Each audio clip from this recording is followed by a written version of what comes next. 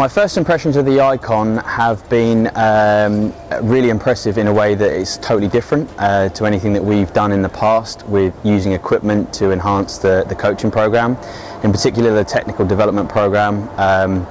It's a way of integrating, if you want, modern technology into everyday practices.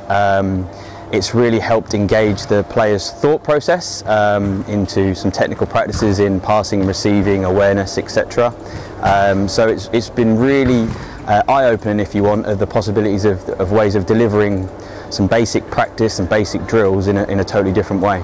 Using the Icon, they're able to work on their first touch, their ability to see things over the shoulder or awareness around them, their ability to hit a target, so their passing skills. They're all transferable skills to either training and the game.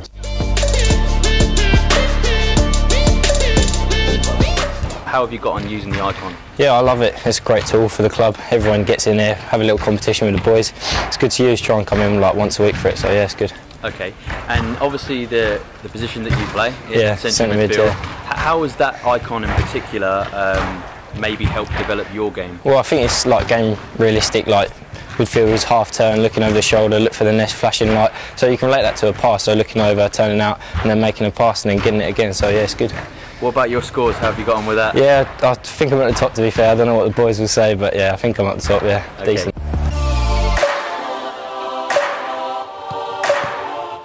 The world's their oyster, to be honest with you, if you want. How creative you can be with it, because they can, obviously, you've got the idea of that you can use in the circle and that they can use it in isolation. Actually, they can be broken down and taken out and used independently into different drills and different skill-based things. So I think it's an idea for the coaches to be creative with it and finding that way of engaging the players that is different. I think the distances that you work within, obviously the Icons are based around 8 metres or 10 metres around in the distances that they work off for your passes. You can actually spread it, make it a little bit bigger. You can even make it a little bit smaller.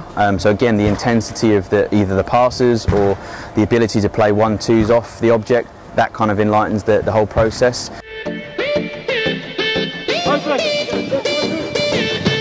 Rehabilitation has been an important area to look at. I think we are experimenting at the moment with new ideas with the rehabilitation to get players back from post-game or post-injury to game.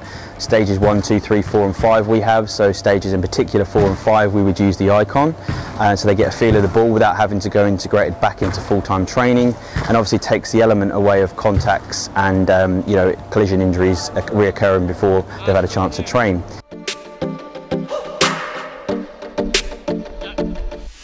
Andre Dozzell, centre midfield.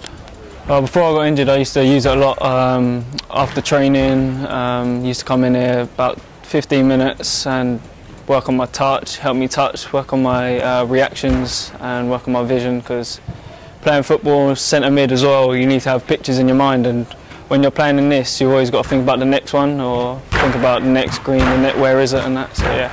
Yeah, I mean, well, my injury right now, like years ago, that could end your career, but now we've got so much technology, it helps us get back to full fitness and quicker as well. I reckon in the Icon the best would be Iniesta, because his sort of game is one touch or knowing what he's going to do before he's got the ball, so I think Iniesta would be a good match.